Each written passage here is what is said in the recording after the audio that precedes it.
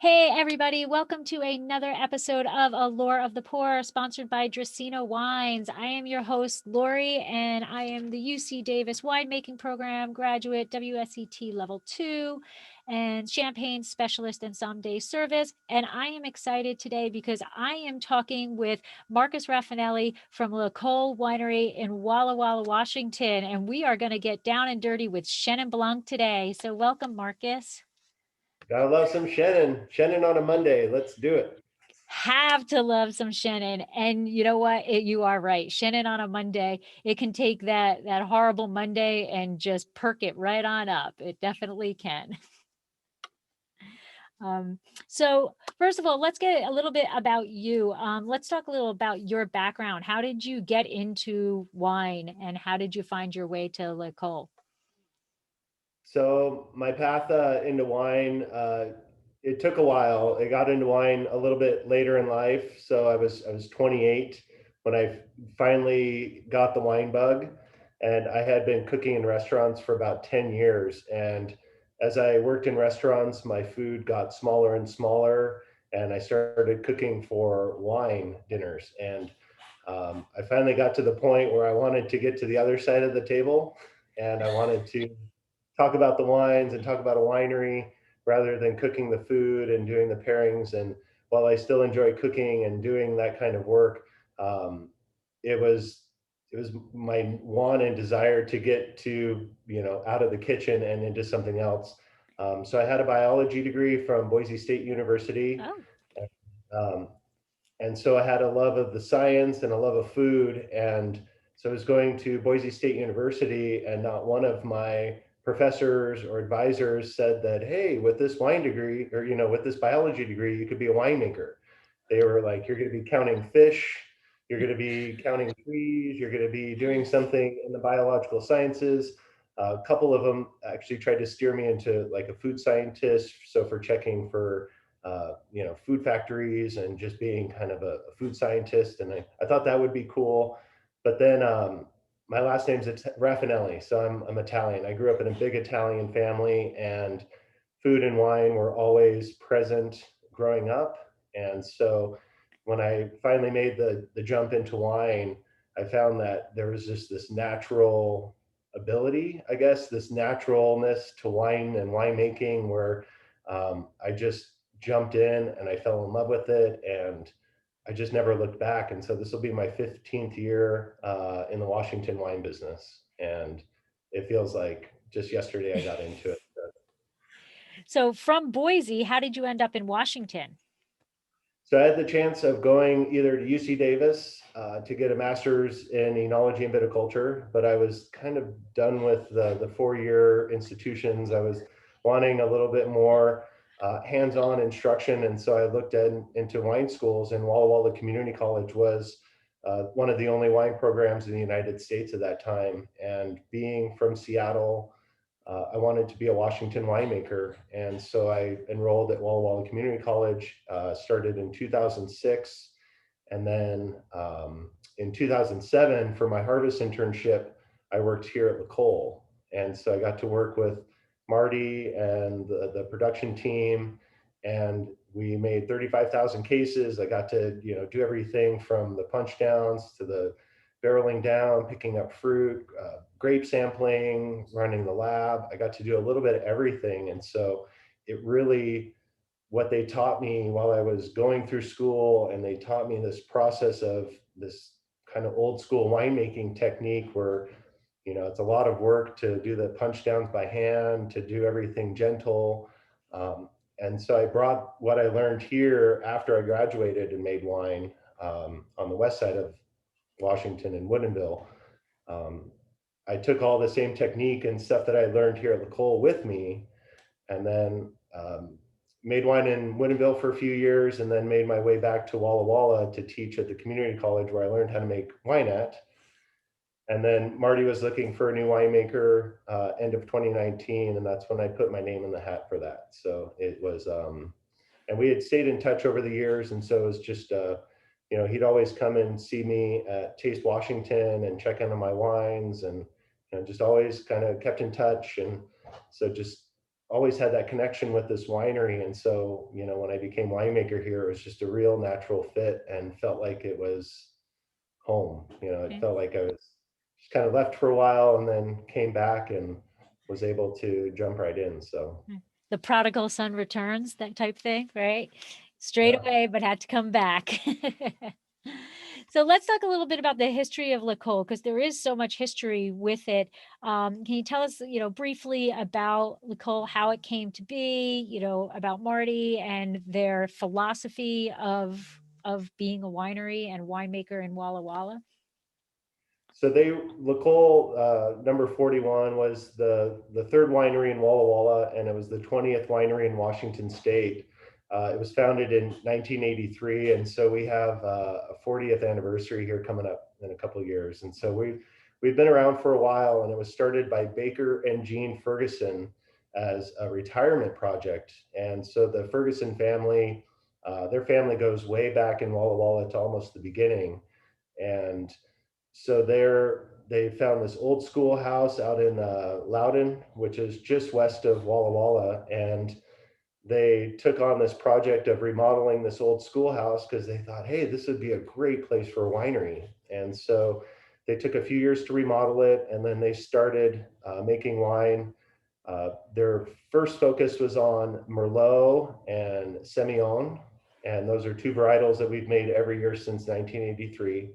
And then as they started to grow their production, they brought in Chenin Blanc in 1988, and they kept building the portfolio. And then Marty, which is their son-in-law, he started at the winery in 1989 as kind of the overseeing winemaker and production winemaker. And his family moved back up here from San Francisco, where he was living with this young family, and they had been helping out with bottling and with vintage, and they finally, I think Baker and Jean, it got in, to be too much, and they just said, hey, why don't you come up and take over the winery for us? And so Marty's been running the winery since 1989. That's when we introduced our first Cabernet, and then since then we've just kind of built our portfolio from 3,000 cases a year to about 45,000 cases a year, and that encompasses 20 different wines sourced from 30 different vineyards, and everything is made in an old school technique, which is gravity driven, no limited use of pumps during harvest, and the manual punch downs by hands, very little fining, very gentle filtering. So just trying to really let the grapes speak for themselves. And I think back in 2007, that's what I took as one of the overarching messages of my internship here was, they don't do a lot to the wine. The fruit speaks for itself. And we source from some of the best and oldest vines in the state here. And so we really have the opportunity every year to make great wine because we source from so many great vineyards that are scattered throughout the Columbia Valley.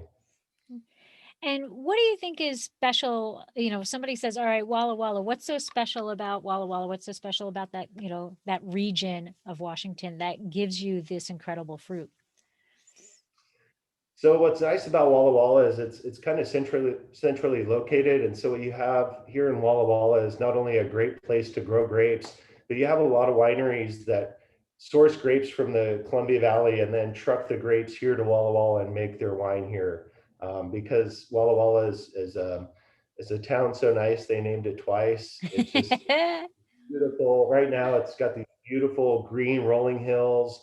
The winter wheat is coming up, and so all the hills are just these bright green, and then you get these bright blue skies with like these bright puffy clouds this time of year. It's just beautiful, and so you have like this. I'd say a very tourist-driven town, and so. We're centrally located we're about 4 hours from Seattle, 3.5 from Portland, 4 hours from Boise, 2.5 from Spokane. So we're kind of centrally located from all of these big, Pacific Northwest cities. And so it's a nice place to come visit. But when it comes down to production, there's 150 wineries here and about 3,000 acres of grapes grown here. So it's just the winemaking community and the wine growing community here is very tight. A lot of friends in the valley here, that I went to wine school with, never left. And so there's just a real good camaraderie between wineries here in Walla Walla and Washington, and we all try and help out each other. If you need to borrow something, a piece of my equipment, I'm going to do my best to, if you need to borrow it, I'm not using it. Let's help each other out. So one of my favorite things about the Washington wine community. That's wonderful. And so you had mentioned the school ground, the school building. Is the winemaking facility that, because the school is actually the tasting room and like business offices and stuff, is the winemaking facility right there also? So if somebody comes and visits you and sees the school, are they also seeing the processing area? So the original in the basement of the schoolhouse was the original winery, and they made wine down there until 1995 is when they built our production facility behind the schoolhouse. And so if somebody were to come and visit during harvest and go out on the back deck of the schoolhouse, they would see us out on the crush pad, buzzing around on the forklifts, processing fruit, running the presses, that kind of stuff. So the production facility is just directly behind the old schoolhouse. Mhm. All right, so let's start talking about this incredible wine, Chenin Blanc. So here's the Chenin Blanc. It is a 2020 from Yakima Valley. And first, before we actually get into this, I know that L'Ecole has two different labels. They have the black label and then the white label. So can you first explain so that people know when they're looking at a label what each of those labels represent? So we have two lines to our lineup, and the first lineup is our Black Label series, and those are from our heritage sites. And so those are heritage in the regards to where we've been sourcing fruit from these vineyards for 20, 30, almost 40 years. And so some of these vineyards, like with the Chenin Blanc, they were planted, and the average age vine is 41 years old. And so you're really getting in the Chenin some old vine Chenin. And so to us, that is a heritage site. That is something that screams heritage. And then when you move into our white label, that is more pointed towards our Walla Walla series. And so those are our Walla Walla wines and our estate wines. And so those, we do have two estate vineyards, Seven Hills Vineyard and Ferguson Vineyards or Vineyard.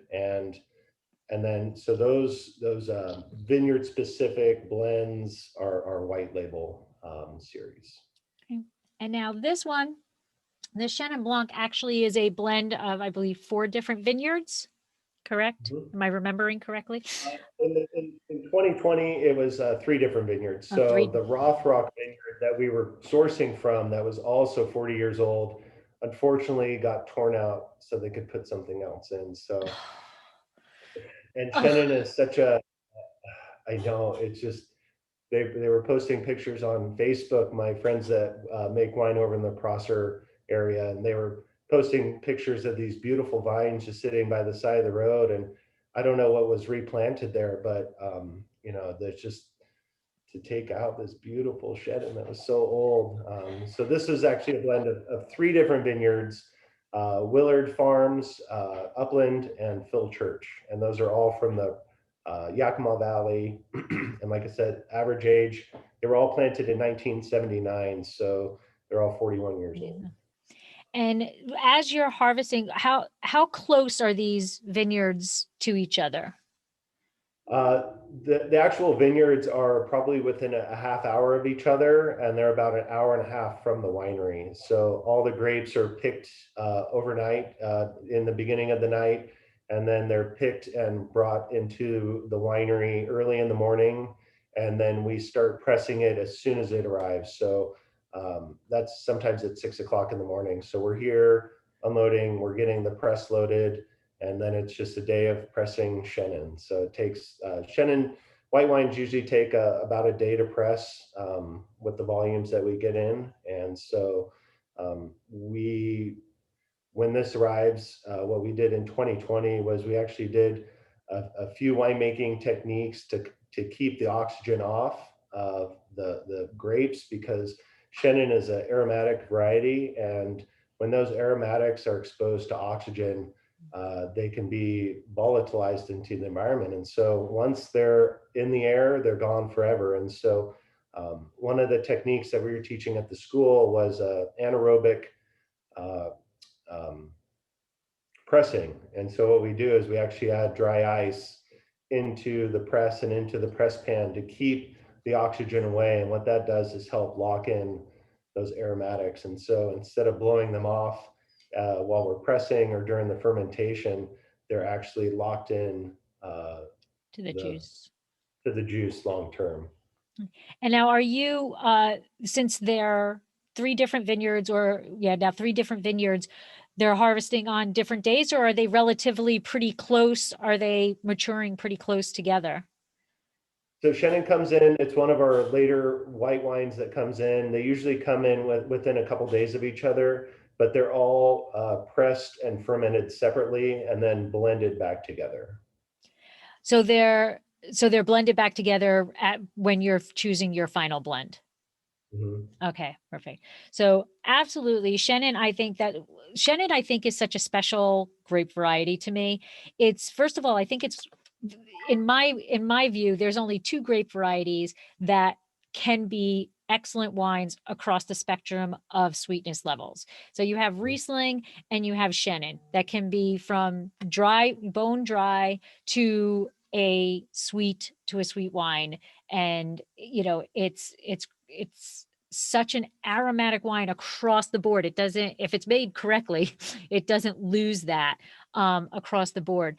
And I just, what do you think is so special about Chenin that allows it to be so diverse and being able to make it in so many different, styles?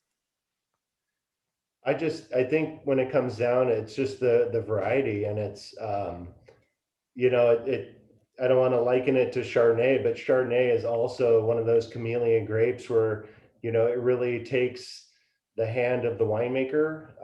You can put oak on it, you can make it sparkling, you can keep it on Mhm. steel, there's just so many techniques to it. And so I think with Chenin, it shows that versatility, but it's in the hands of the winemaker of where you want to take it. And so for our style has always been we want this crisp aromatic Vouvray style. So we taste a lot of style of wines from the Loire, and we're trying to emulate that Vouvray style. We also taste wines from South Africa. Mm. We want to be in that world, wine community. We want to make Washington Chenin, but if you don't know how other regions taste, how are you going to set yourself apart? And so um, there's very few wineries in Washington making Chenin. It's become a very kind of in vogue grape up here. We're probably responsible for 15 to 20% of the entire production in the state. And so it's just a fun grape. I mean, I used to make a Viognier, and Viognier is also the same way. I love just Mhm. these aromatic white wine varietals where, if you leave a little bit more sugar, it can add weight to the mid palate, but you don't want it to be too sweet. And it's just, you really need to coax these white wines through to really get the most out of them. So I think with white wines like these aromatic whites, it really comes down to the winemaking and what the winemaker wants to do. Absolutely. And this is beyond aromatic. I mean, when you talk about, is it light aromatic, medium, or pronounced? This is like pronounced tenfold type of, We want it spilling out of the glass. We want you to smell it before it hits your nose. I mean, and it's it absolutely does. It's like, still a hand away from my face, and those aromatics start coming.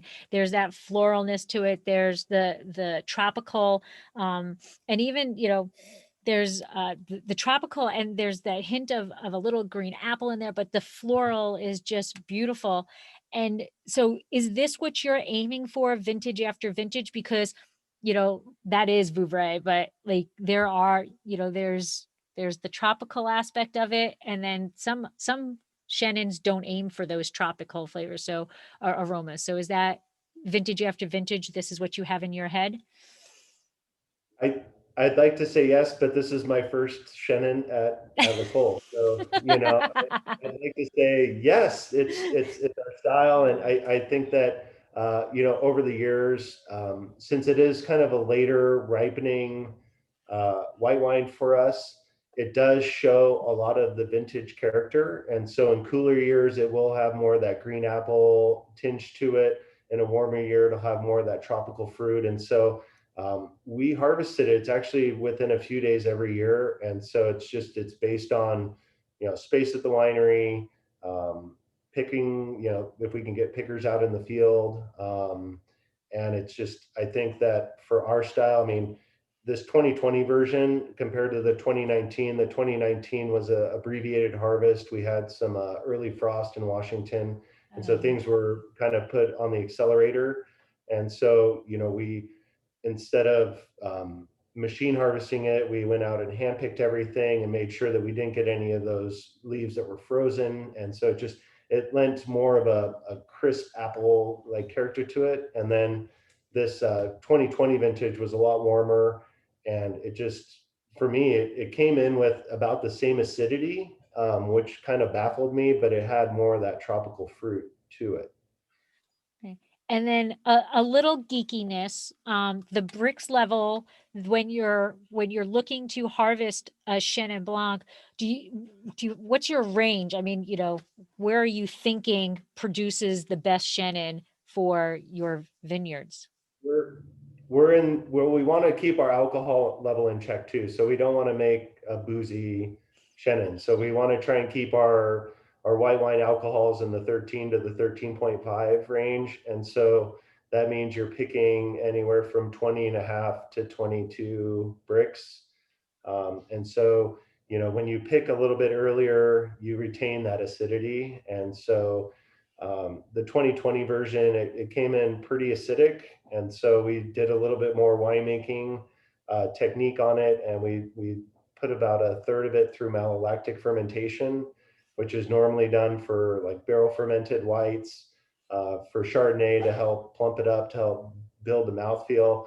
And what we liked about doing this malolactic was it just helped give some weight to the wine, without taking away any of the character. So this is a stainless steel wine. It's never seen a barrel, but it still brings like some of that weight that a barrel fermented or a barrel aged white wine has. And so without the butteriness. And so we thought that was just kind of a fun technique to do this year. And I mean, from what I've tasted, and I've been tasting it almost every week since it's been born. And just what I love is just the evolution of it, and tasting it now in bottle and seeing how, it's just coming into its own, just since we just bottled it a couple like 2 months ago, not even a Oh, month ago. wow. Wow.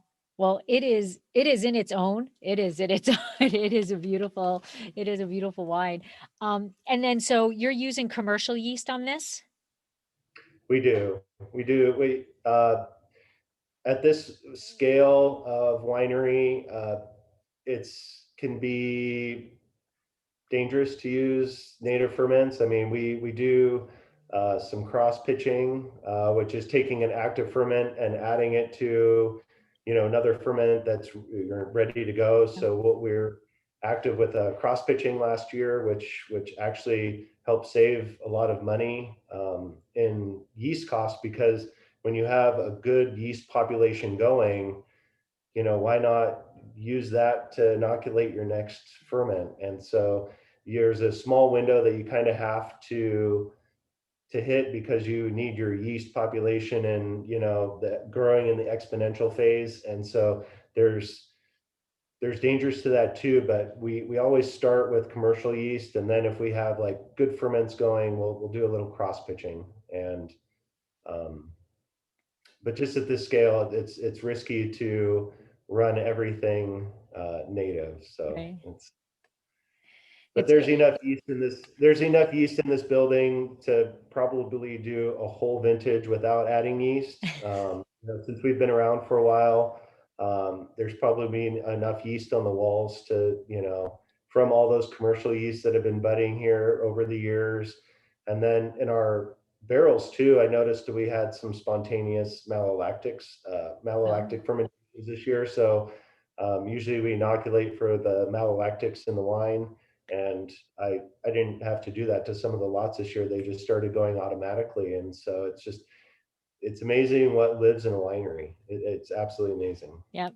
And now do you see yourself like 5 years down the road or whatever, where, do you see yourself playing more with the Chenin? Like, all right, maybe we will do some barrel ferments to change, along with the stainless, or maybe we'll do a little bit of it of indigenous, or wild. I hate indigenous, but wild yeast and things like that.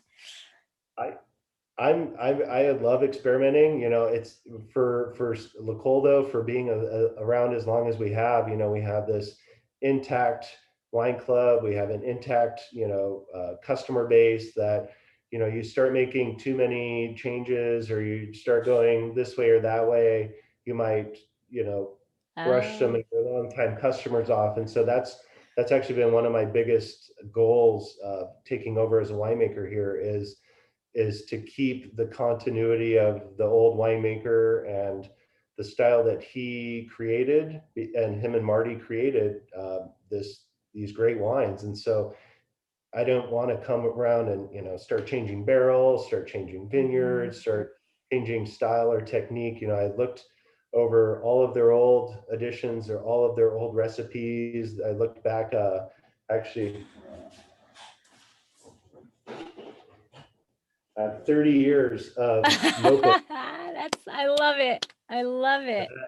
I mean, you can actually go through and see what they did, and going back, and since they started making Chenin in '88, and we can see what they did to it every year, and then taste those wines if they're still in our library. And there's a style that you can't change, and so Mm, ordering barrels, keeping all of that stuff continuous, just because I want the vintage to show, not the winemaking.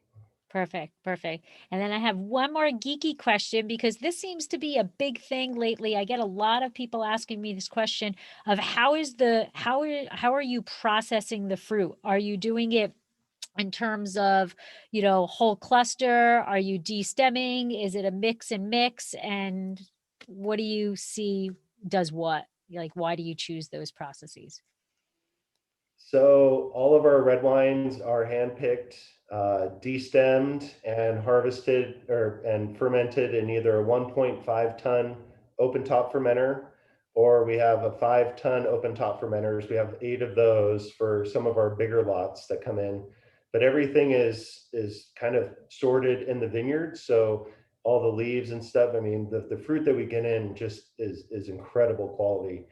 Um, the larger white wine lots that we do bring in are machine harvested, and so those are just based on size. But normally, the technology that machine harvesters are these days, the fruit comes in really clean. And so with like our Chenin Blanc, we tend to machine harvest that at night. So it's harvested cool, and then it's transported cool and press cool. So we again retain all those aromatics. Our Chardonnay is also machine harvested, and so that's brought in and pressed right away. But then like our Semillon is hand picked, and so we have some. It really comes down to the vineyard and the size of the lot coming in. So our smaller lots are all hand picked. Our larger lots that are over 20 or 30 tons are all done machine. So. Okay, awesome.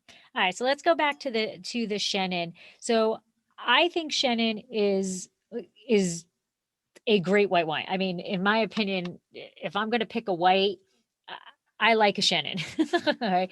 It's got that acidity, it's perfect to sit out back on a hot summer day and just, drink it on its own. But because it's got that it's got a body structure to it that can also handle food, and it's a great replacement, in my opinion, for those who don't want the Chardonnay, who want, it's a whole different profile, in my opinion, than Chardonnay. So, like, it is the go-to weeknight wine, right? So, what do you think makes it, like, it's a Wednesday night. What am I gonna pull? Chenin, right? What do It's a you Wednesday night. Go get that great deal, that LaCole Shannon at $17 a bottle. I mean, that's what makes it a great um, weeknight wine, is because it's affordable. It's you can have a glass of it on Tuesday, put it back in your fridge, have a glass of it Wednesday, Thursday. It'll last for a few days, and so it's one of those great weeknight wines if you just want a glass or a glass and a half, because it'll hold for a few days in the fridge. And it's just really good with food. The acidity really pairs well with like Asian curries, spicy foods, shellfish, like seafood. It just does so much, and it's just, again, at that price point, you're not going to be breaking the bank. And how many people really open $50 bottles of wine on every Tuesday or Wednesday? It's an approachable wine, and at an approachable price. And that, I have to say, I was glad you brought up the price, because when I saw the sheet that said $17, I it blew my mind, because there's certain wines that you're like, okay, this is a great wine and it's great QPR. And then there's wines that are case worthy, and, Mhm. multiple case worthy. And at $17, this is literally, you pull it whenever you just feel like a glass of wine to refresh yourself. And if you're having a party, I'm a big bubble head also, so I'm not going to say don't start with bubbles, but this is a great wine to start with as people are coming to your house. Now that we can start coming people to our house, right? As people are coming to your house, you can, greet them with the bottle of this Chenin, and it's just so approachable, and it's so, in my opinion, so friendly to so many different palates.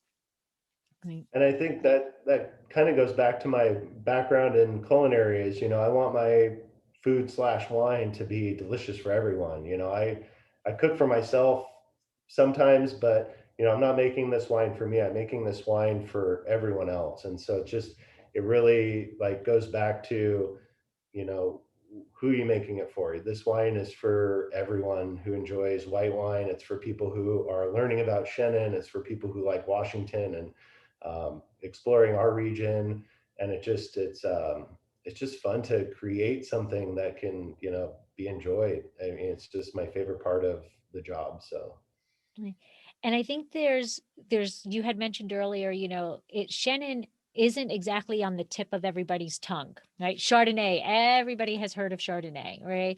But Sauvignon Blanc, oh, everybody knows of Sauvignon Blanc, but Chenin isn't there. It's just not on the tip of the tongue. And I think that people might be a little hesitant to purchase a bottle because they don't know what they're going to get. But then when you take in $17 to give a bottle, I think this is honestly, a shock-worthy wine that Mhm. the people are going to fall in love with Chenin, because they're gonna be willing to try this at this price and be blown away.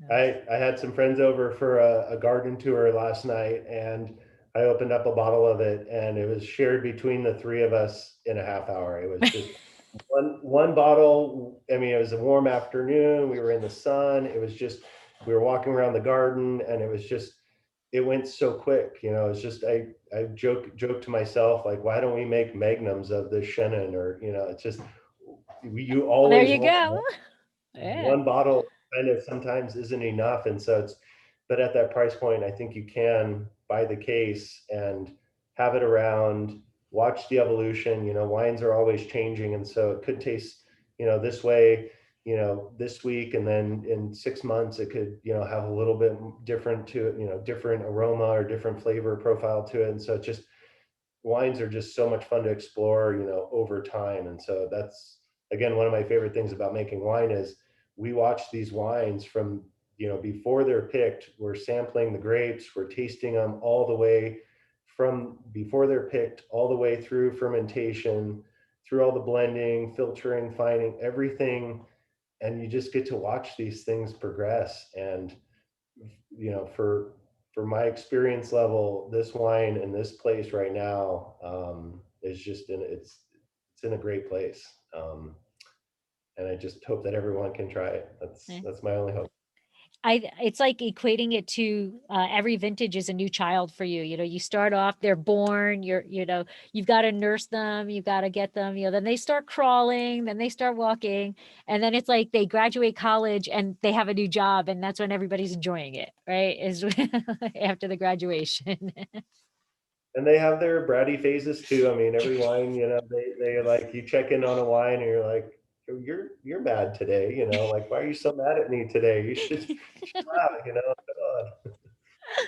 So actually, that brings up a good question. Brattiness of the grape. Is there anything as Chenin is growing? Is there anything that you need to pay particular attention to?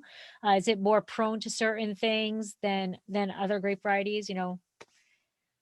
It's susceptible to rot, and so we're lucky enough here in Washington to where we don't have a lot of rain during harvest, but in France and South Africa, it can be susceptible to botrytis, which could lend itself to some good things, but there's also the bad things that come with the rot, and so. And overcropping, it can be overcropped, and so you have to try and keep those crop levels intact. So it's planning, checking in on your grower, making sure everything's lining up.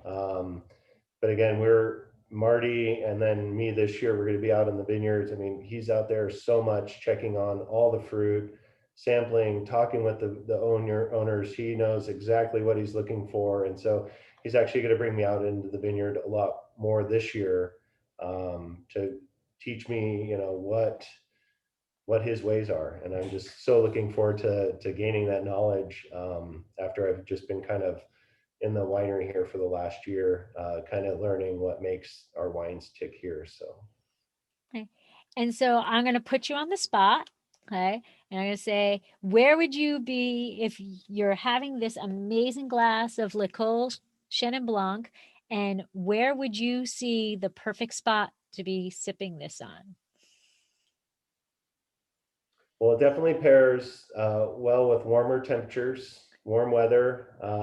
So I would say it has to be a warm climate. Um, it smells kind of like a beach to me right now. So There I'm is a lot of thinking, salinity coming in there. yeah, I think that it kind of has that salinity. So it's kind of leaning itself towards like a beach, maybe in with some fresh seafood, like maybe some fresh oysters on the beach in Hawaii or Mexico, or I don't know. I haven't traveled too much in the last year, so I think maybe that's just That's actually why I asked is we all just want to be traveling through our wine glasses now. So where does the wine glass take you is pretty much we just want to be anywhere other than where we are now, right? yeah, it's a fun wine. It's fun to smell, it's fun to drink, it's fun to taste, it's fun to eat with. Just a fun white wine. And like I said, we made about what is it, 3,200 cases of it. And so it will go fast because it will be distributed nationally. So if you can get out there and find yourself a bottle of the 2020 Le Col Chenin Blanc, I would recommend it. And so that leads me into my next question. Is there on Le Cole's winery website, I'm sorry, is there a place where somebody can go and see where they can find it where they live? Is there a way to Yes, find that? we're our website. It is available on our website for purchase and shipping. We do have shipping deals right now. I think it's a case of wine for a penny, and so we have that for right now. That's probably the best place to get it. But then we're in 49 states, and so if you have a wine shop or a wine store or a grocery store that you frequent, and you don't see it, you can talk with the wine steward or the wine shop owner, and we have distributors all over the country. And so they should be able to put in a special order or special request to get that wine to that shop. And so it might take a little bit of getting to, because it's distributed all over. And so if you can't find it, call the winery, and or we do have a list of our distributors on our website as well. But in all honesty, it's just easier, especially if it's only penny shipping. It's just easier to go to the winery itself and purchase it there. You're going to get it a lot faster and with a lot less hassle. And at a Mhm. penny shipping, you can't beat that. So that's where I would say go. So where can people find Le Cole on social media? So we're really heavy on Instagram and Facebook. Um, I think those are the two main platforms that we're using right now. I don't think we're on Twitter too much. And then, yeah, with lots of Zoom. So we have a email list. If you're interested in learning more about the winery, you can sign up for our newsletters, and then that can lead you to, our Zoom tastings or Zoom, all that stuff that we're doing these days. But we have a very in-depth website. It has all the family history of our vineyards, where we source all of our grapes from. It has all the winemaking notes, all the winemaking data, all the distributors, the history of the family. I mean, it's a really well put together website. So and lots of. now talking about the sustainability, right? You have Yeah, and we just updated for April being Earth Month or having Earth Day. Yeah, we updated our sustainability vineyard section. So really into the long-term sustainability of our business and our state, and just try to do what's best for, not only the vines, but the people around us and the people that we work with. excellent. And so I just want to say thank you very much for taking time out of your busy day. I know you guys are getting ready to bottle. So I just want to say thank you for joining me. And I'll raise my last little bit of Chenin to you and say slancha. And I don't really want to drink the last of it because the aromas are so great. I might just want to sniff it a little bit longer. But so I will say slancha and thank you Okay. for being on. And I look forward to being able to, we did visit, my husband and I did visit several years ago. But we definitely are on the radar to get back there and see everything that's going on now. So thank you very much. Yeah, would love to have you whenever you're passing through. Okay, awesome. Well, thank you and have a great Monday and good luck with bottling. Hope everything goes smoothly. It's always a fun time. And we will talk soon. Okay, thank you, Lori. Appreciate Okay, it. thanks. Bye.